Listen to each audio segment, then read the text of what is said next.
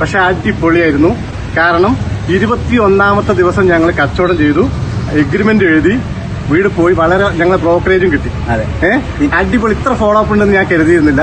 ഇത് അടിപൊളിയായി, ഇത് വിറ്റു, ഒരു കുഴപ്പമില്ല. ഇത് തന്നെയാണ് ശരി, ഇത് തന്നെയാണ് ശരി. ഇനി ഇവിടെ അങ്ങോട്ട് തന്നെയാണ് ശരി.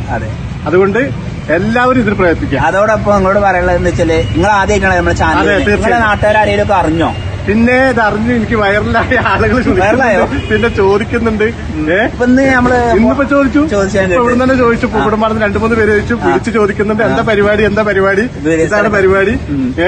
എന്താ ഇത് വളരെ നന്നായിട്ടുണ്ട്. എല്ലാവരും ഫോളോ ചെയ്യാം. അതെ, എല്ലാവരും ഫോളോ ചെയ്യാം. എത്ര ഫോളോ ഇവരെ കൂടെ ഇത് ചെയ്തിട്ട് ഇത്ര റീച്ചായത് എനിക്ക് അറിയില്ലായിരുന്നു. റീച്ച് ആയിട്ടുണ്ട്. കച്ചവടമായി.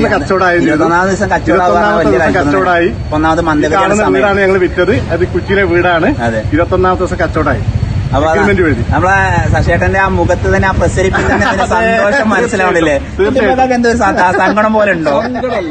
സന്തോഷം കൊണ്ട് എന്താ പറയേണ്ടതെന്ന് അറിയാം. അവിടെയാണ് വിഷയം. കാരണം 18, 19, 20 ദിവസം കൊണ്ട് ആ വസ്തു, അതായത് നമ്മൾ കണ്ടുകൊണ്ടിരിക്കുന്ന വീട് എന്ന് പറഞ്ഞാൽ അൽഹംദുലില്ലാ. അപ്പോ മടിച്ചു നിൽക്കണ്ട കേട്ടോ. ഇനി വിളിച്ചോളൂ, സ്ക്രീനിൽ കാണുന്ന നമ്പറിൽ വിളിക്കാം. വിളിച്ചോളൂ, ധൈര്യമായിട്ട് വിളിച്ചോളൂ. അപ്പൊ ഓക്കെ.